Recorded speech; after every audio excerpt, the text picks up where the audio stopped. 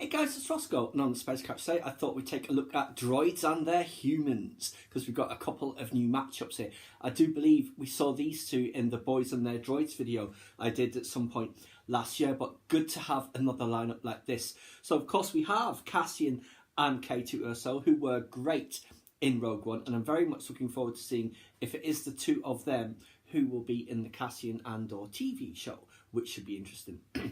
Obviously, from Solo, a Star Wars story, we have Lando and L3, and they're not holding hands as much as L3 would like for them to be holding hands. And of course, the latest lineup that we have is Kenobi and R4G9, because she is the one that pilots his ship when he's on his way to Utapau to defeat General Grievous. So good to see them all together. And technically, in each of these relationships, I'd say it is the droid that is dominant, literally in this case, because he is in the driving seat, very literally. She, rather, is in the driving seat, very literally.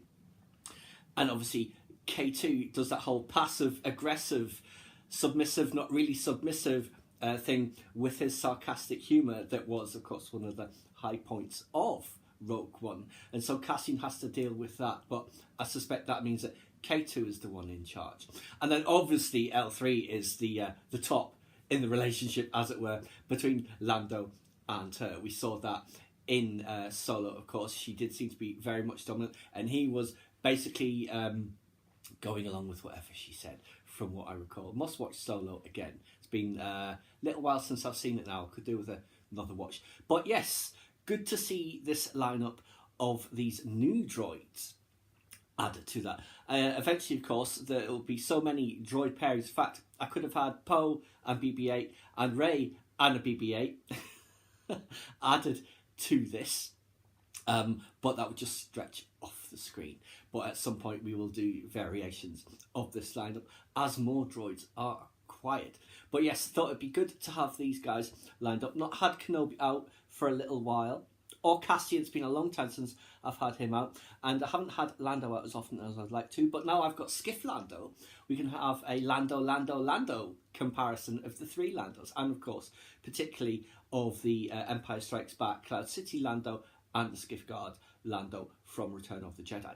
But yes, I thought we would get these guys lined up. It's always good to do different combinations of characters, including some of the ones that we don't see so often, because you can always have Rey or Poe with a BB-8 unit in there, or even Rose or Finn with a BB-8 unit. I do wish there was a BB-9, so I could have him lined up with, say, Phasma, or with the First Order TIE Fighter. He wasn't the Special Forces, the TIE Fighter pilot. That would be a good lineup to have, but they have to produce that droid. Maybe in the Elite Series droids range they're doing, there will be something like that. But for now, it's just a lineup of droids, all of whom are prior to A New Hope, I guess.